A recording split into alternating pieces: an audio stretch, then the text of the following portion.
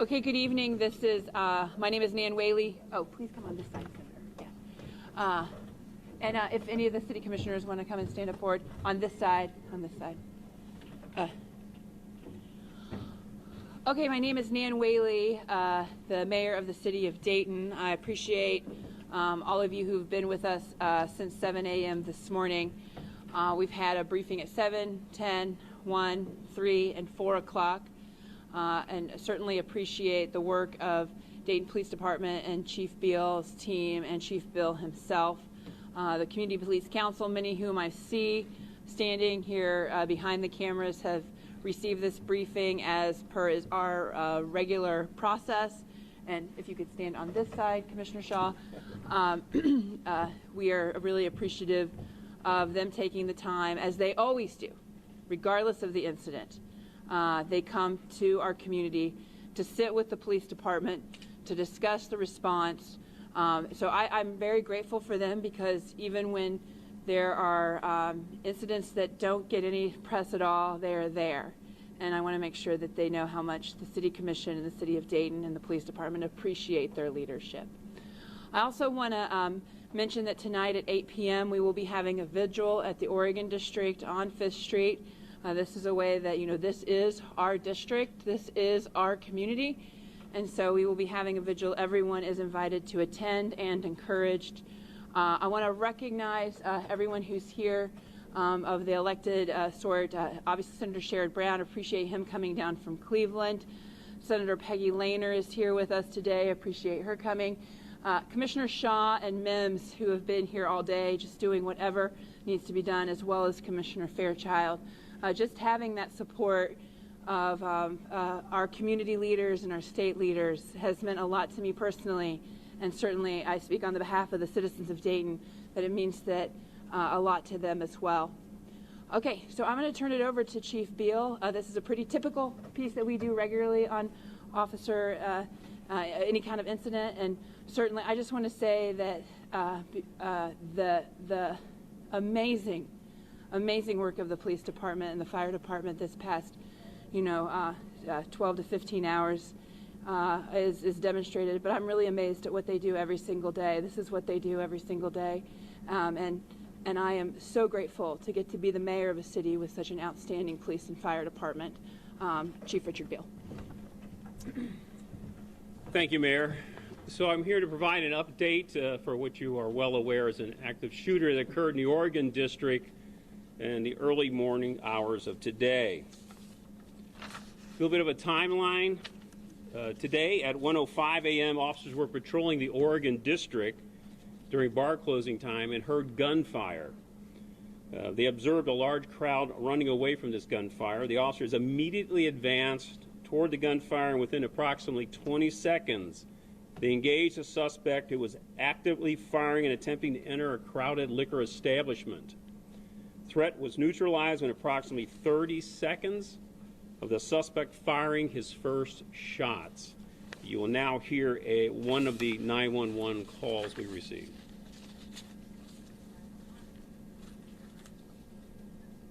We have an active shooter on 5th Street. Okay, 5th Street and what intersection? I don't let you know, it's right outside, hole in the wall. Okay, right outside the Long gun, wall.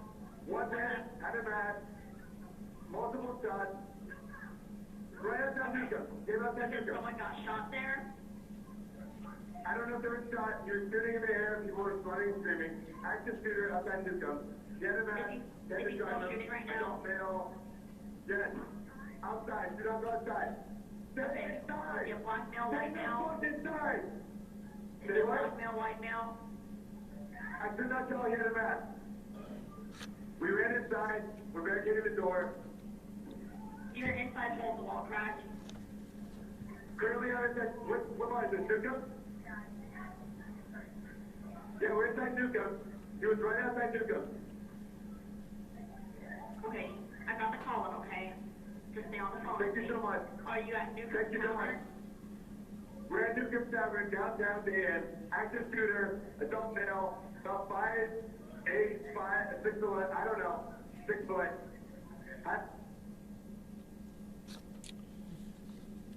Now you will see a video that was taken inside of one of the shops on 5th Street in the Oregon District.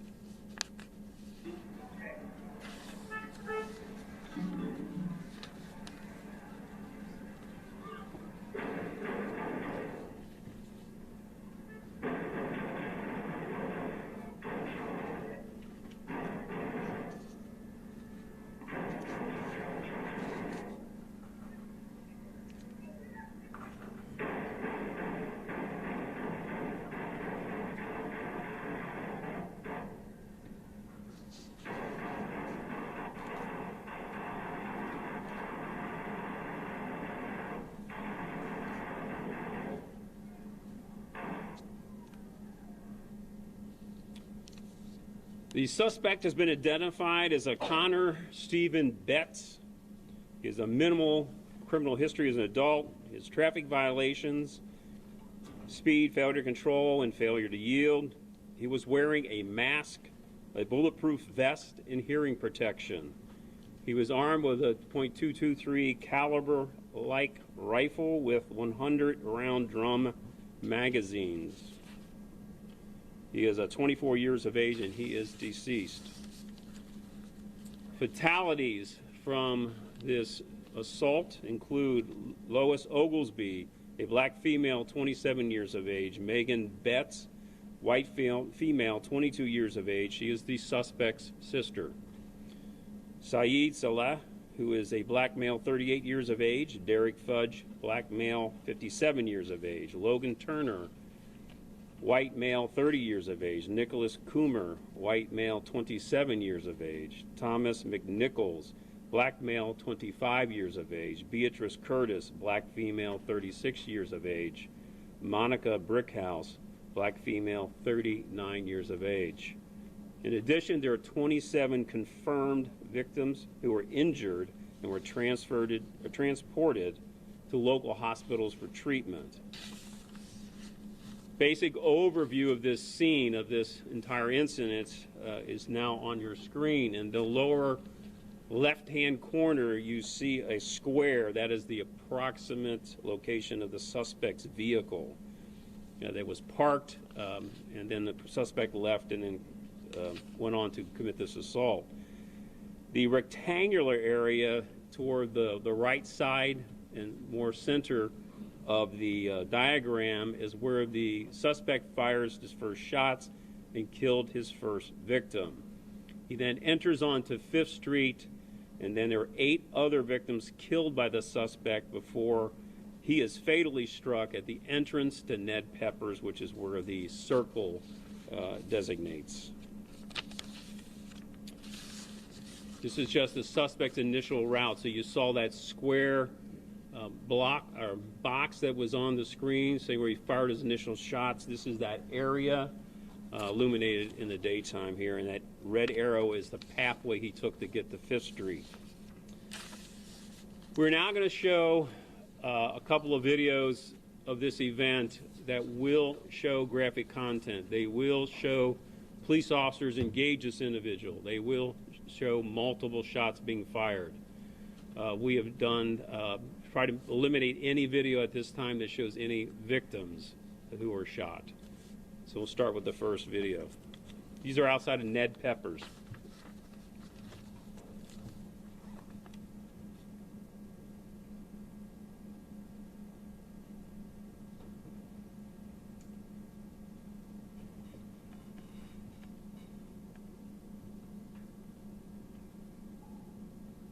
The Dayton police officer running on the top of the screen to engage the suspect. See the suspect enter the bottom right-hand corner of the screen. That's him there entering or attempting to enter Ned Pepper's when he is struck multiple times. And he stops there. And there's another video here, a little bit different angle.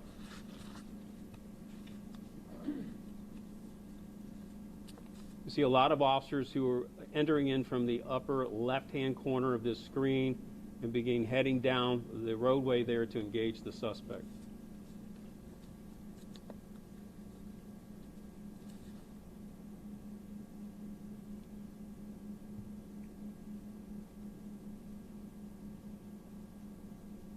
There's one officer there.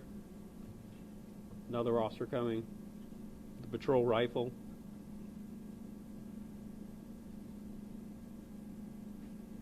Additional officers responding.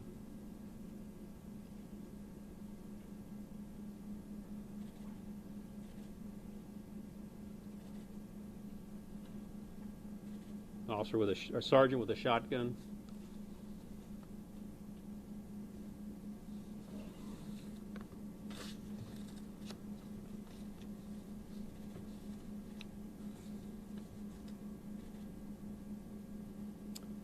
Next is a photographs of the suspect's vehicle, which is a 2007 gray Toyota Corolla. Next is a photo of the firearm used by the suspect. And you see in the lower left-hand corner those double drum magazines which have a capacity of up to 100 rounds.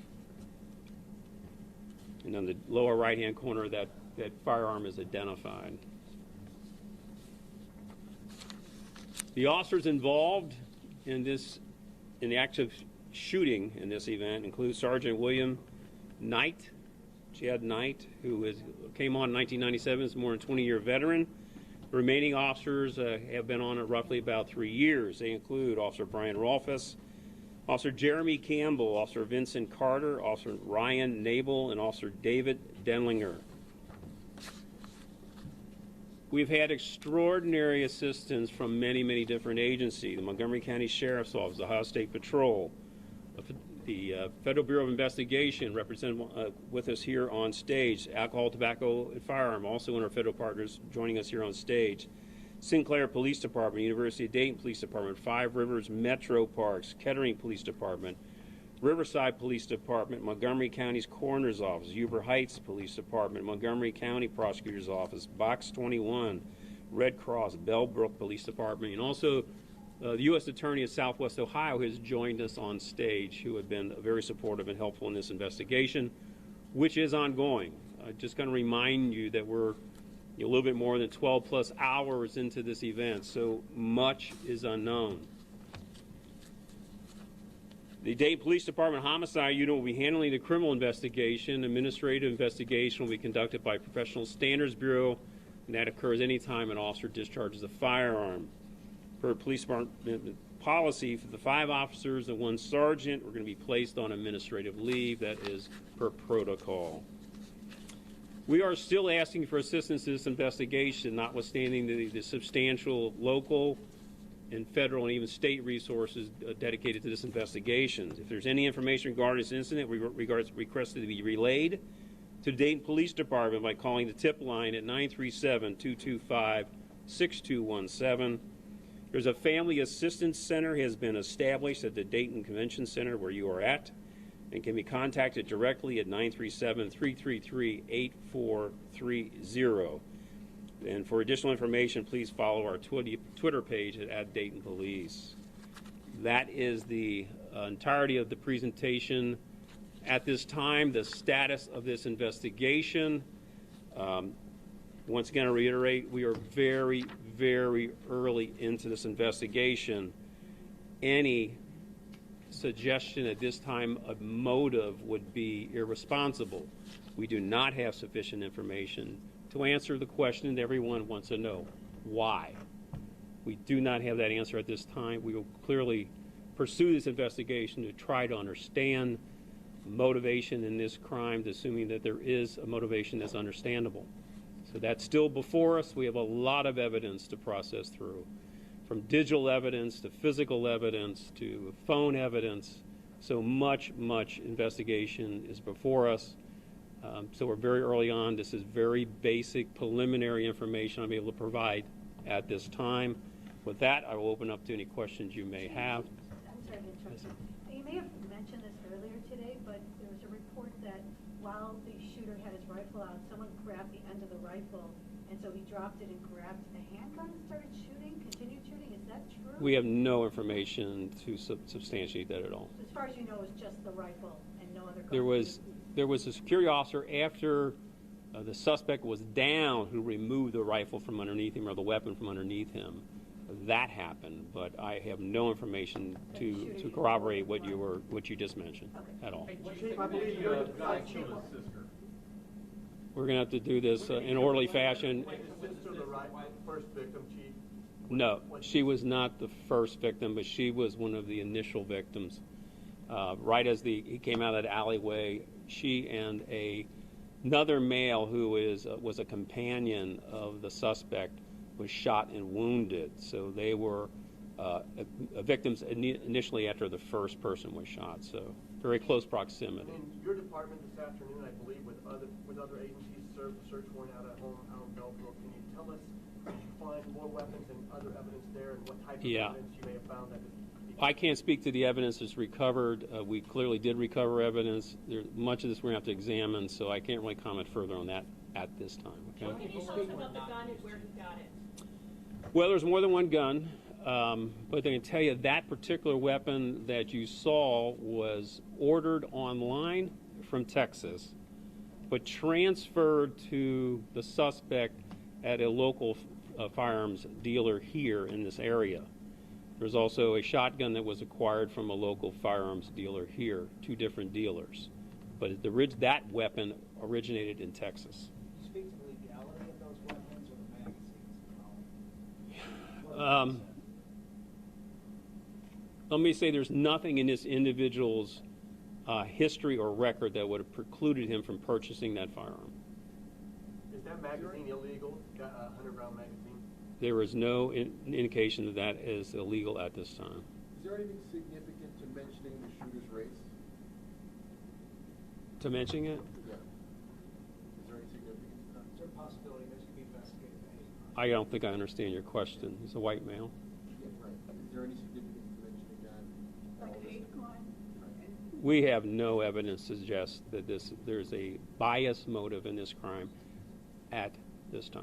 Do you know if shots were fired? How many shots were left? It is certainly dozens were fired. I don't think we have an absolute count at this point, so I don't want to put a number out there and have it not be accurate, but dozens of rounds were fired. Chief, you look at the fact that the officers and how they responded just in terms of the firepower they're up against. Can you describe, by watching what you were able to see there, describe how you feel watching your officers and how they responded? Well, I would tell you that what was crucial in their response was the availability of both shotgun and patrol rifle. That was crucial. That was a commitment we made really well over a decade ago, and even added to that inventory since my tenure as chief. I'm in my 12th year now. So recognizing the potential threats that we could face, particularly people wearing ballistic armor, we know we have to have the kind of equipment and weaponry to be able to thwart that. That was pretty crucial in this case, and I'm sorry, I think you had a question. Was the shooter with his sister prior to the shooting? Yes. The information we have is they all came in the same vehicle, but they separated at some point. Was there an altercation in the vehicle before? No information in that regard. Yes. How was their family doing? They've lost both their children today. Well, I think you can imagine this is a nightmare for them, and I think they are struggling, as you can understand. Have they spoken at all? Have they said it? We've had a chance to have contact with them. Yes, we've had. Any indication that he was influenced by El Paso, the incident out there? Pardon? Any indication that he was influenced by the incident in El Paso? We have no information to suggest that. None at this time. Have you had a chance to talk to her boyfriend? If he came in the car with them, he knew that this gun and the ballistic vest and all this stuff was in the car? We had an opportunity to talk to the individual who rode in a vehicle with him. So that is part of our investigation. That's ongoing. Any information on when the vest was purchased or where that came from? Yes, we do have that information, but we're not going to release it at this time. Chief, we're hearing from classmates of his from Belleville saying when he was in school there, he was suspended for years, he had a hit list. Mhm. Can you confirm any of that? I know the criminal charges were filed. I can't confirm, and I'm because this is going to speak to potential motive, right? I mean, that's what people are trying to get to here.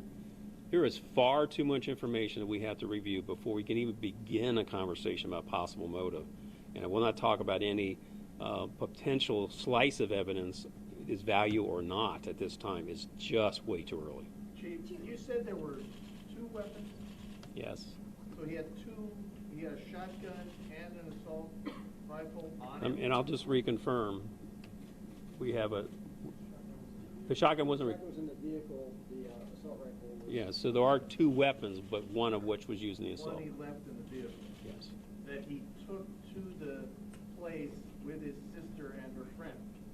Well, let me just say that those weapons eventually wound up at that location. They separated at some point later in that evening. So what he did during that time that they were no longer together is a question mark in our investigation and something we're going to have to determine. When do we believe Was it usually anything found arrived? at the house?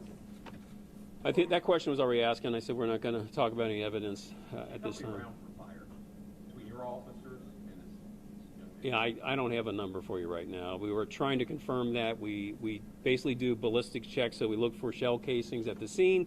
Then we have to match that against magazine capacity and rounds missing, and that's not always a precise comparison. So I don't have a precise number for you at this And time. all the deceased victims were killed by him and not by any other? We don't have any reason to believe that any of the persons deceased were shot by other than the assailant at this time. Was the sister and his companion? Hang on, what's that? Any time when they may have split up, you said that the suspect then... They did at some point in time. I don't think we have a precise time for that, but clearly it was some point in the evening that they did part ways. Do you know what time they all arrived together? I don't have that available to me right now. I don't have that specific information, so. Did he shoot at your officers? Hang on. Did he shoot at your officers, or was he, killed before? I don't think we have that known with absolute certainty. There was a vehicle shot early on in that exchange, right as our officers were either engaging or about to engage. So I can't really speak to that precisely. Was the sister and the companion targeted by the shooter, or were they part of just an indiscriminate shooting? That's really something we can't tell at this point. It's a question, it's a nagging question, and I just don't have the answer. We're trying to sort through that ourselves. Did any of the other victims know the shooting? Did any other victims know the shooting? Not that I'm aware of. Can you speak on the significance of that bar? Was there a reason why you go in? Not that we're aware of, so we really don't know if that was somehow of importance. Here's the press person over here. With any of the 27 other victims, are they in critical condition? How are they doing? Are any of them? We don't have, I think, anything precise on the other 27, do we? One critical? One's critical? Chief, how will this incident change how your department polices it? Well, it's interesting because we already have a concentration present there just because it's an entertainment venue. We realize a lot of people come to Oregon District. I've been there very recently. So certainly we know a lot of folks will be there, and we have police officers present because of that reason. So will this cause us to evaluate? We will evaluate everything that touches on this incident just to determine whether or not we need to do anything differently. But there were certainly plenty of officers present that acted virtually instantaneously and effectively ended this in 30 seconds. Can you talk about your officers? You went through the guns that they used, but just the fact that they were able to be there and respond in seconds. It was crucial. Had this individual made it through the doorway of Ned Peppers, with that level of weaponry, there would have been a catastrophic injury and loss of life. So stopping him before he could get inside there, where you saw all the people they were running in there for protection, was essential in minimizing to the degree we could casualties and deaths from this incident. Did the shooter have a chance to reload? I'm not aware of that being the case. Do you have any information about legally? They were obtained legally, yes. I just Chief, wanted do you to have any ask, information that the shooter, the suspect, talked with anyone, spoke to anyone as this was going on? None, Mike, none. No. Now, Megan Betts, she was there with his friend, right? And when Right. she was fatally shot, he wasn't hit at all? No, he's one of the ones that was injured, transported to the hospital. One of the 27 injured. That is correct. Okay. what was the suspect wearing? There's reports of a mask, and then there's, when you say body armor, you mean like a bulletproof vest, or was there more? Yeah, ballistic vest. And a mask of some sort? Some sort of a mask, correct. What kind of a mask? I don't have that information available. So just to clarify, the companion, that was the shooter's companion or the sister's companion? Well, let's say it was one and the same. They all came together. I do want to pause for a minute because I want, like, the FBI has a site that we want to get out publicly. Todd, if you could come join us and introduce yourself. Yeah, I'm Todd Wickerham. I'm the FBI special agent in charge for this part of the state. And www.fbi.gov,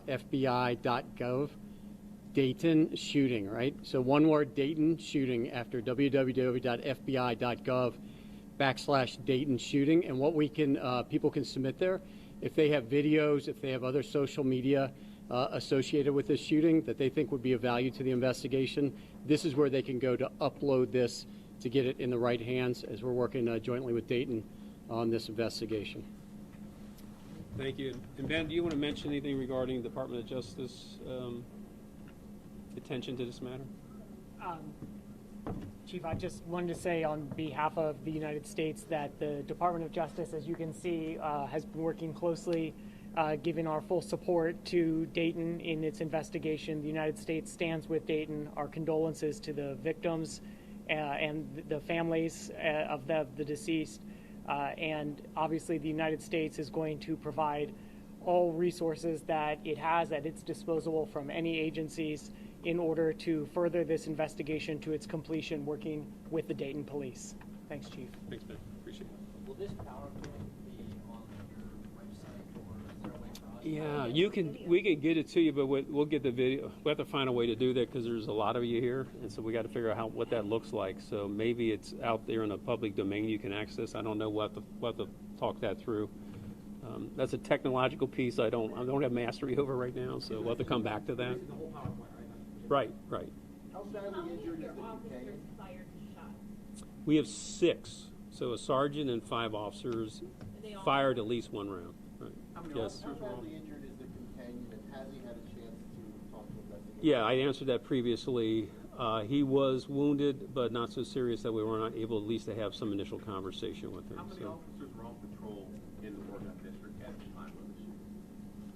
That I don't have a great answer for. I can tell you 6 of them were there that engaged. That I can tell you. What is the training like for officers to maybe look at the scene? I'd asked in the previous press conference, is there any way to prevent something like this to happen? And some of the things that were said was to really be on watch and look. I mean, the reaction was quick, but is there any training that officers receive to scope out, they see somebody wearing a ballistic vest or things like that? I mean, certainly there is training. I mean, even looking at someone's gait, how they walk can be suggestive of carrying a firearm. Certain mannerisms can be suggestive of them carrying a firearm. This firearm wasn't hidden, so this wasn't hard to probably figure out once it emerged. But for weapons that are more concealable, that's a little bit more of a challenge. But there are some ways for for police officers in particular, I might say, to have some indication that person may be armed and be able to take action. Well, it wasn't sold in that final condition. That has some level of modification to it. In addition to the barrel, something to change the rate of fire specifically. Yeah, so there have been some modifications, and I can't speak to those in specific, but it wasn't sold in that particular state. And this gun was an AR-15, not an AK-47, right? AR-15 like would be probably the right way to say that. Chief, Deputy Chief Carver talked about some electronic evidence that you guys are sifting through. Are you able to expand on that? We have digital evidence. We have phone evidence, so I don't want to get into greater detail there, but clearly we're looking for any kind of evidence we can. This day and age, a lot of evidence is digital. Does that get into social media? Yes. How much was the shooter on your radar? Was he known to you on some Not at all. Not at all. Do we know who the vehicle was registered to? Was it his vehicle, the sister's vehicle, companion vehicle? Do we know who the vehicle's registered? To his father. Yes. Has something like this happened in Dayton before, or is this Not this particular type of event, no. No, we've had some multiple casualty shootings, but they weren't what we would describe as an active shooter. So would this be considered the largest fatality that you've dealt with? certainly my tenure. Is it clear if all of the weapons were in the vehicle at some point, or maybe when they split up, if Yeah. the suspect obtained the other vehicles? That's what's not known. It's just not known. So we can't say that with precision, whether the weapons were there all the time or after they separated, that's when the person went and got equipment and geared up. We just don't know at this time. We're hoping to determine that. Those drum magazines carry 100 rounds apiece? Collectively. Collectively. Two drums? Correct. And to your knowledge, under no federal or state statute? Not that I'm aware of. Do your officers carry any magnitude of bullets like that, 50 or 100? No, no. Would there be any use to your officers carrying that many rounds at a time? I don't even know it's a question. I'm going to kind of speculate here. We carry sufficient, I mean, we do have the availability of additional rounds should we need them, and we deploy those in a way that we think makes sense. I'm not going to say what that is.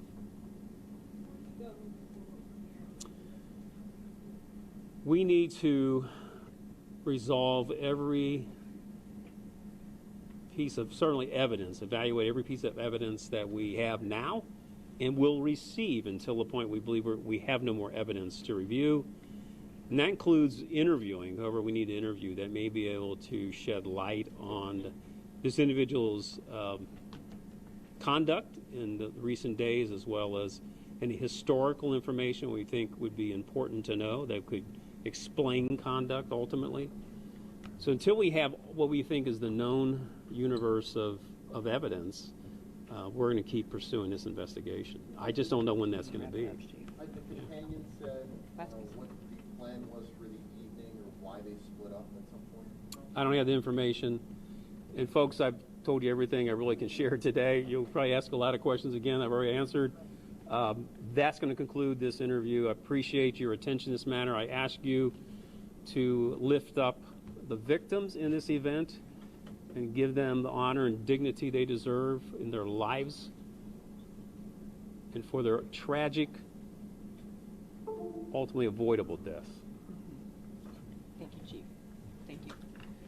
That's going to conclude our press conferences for the day. I'm sure we'll have more in the coming days ahead. I appreciate your patience. I appreciate you working really diligently to confirm any information that you have had today. I ask you to continue to do that. If we're not giving you the information, there's a reason why, because the investigation is underway. I'm asking you, since we've been so forthright in these conversations, to respect that back to us as well, and make sure that before you put anything up, that you have it confirmed. Okay? Thank you for being great today. No more press conferences this evening planned, okay? 8 p.m. on the vigil tomorrow. We don't have our time scheduled for tomorrow, but you all will be the first. Well, no more press conferences tonight. The vigil's at 8 p.m. tonight in the Oregon District, okay? No more press conferences tonight. I'm sure we'll have press conferences tomorrow. You all will be the first to know.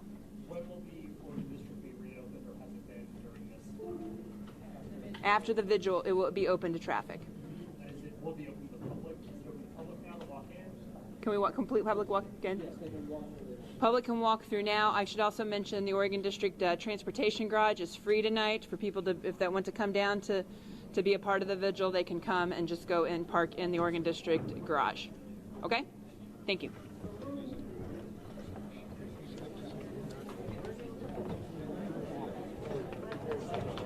Very key.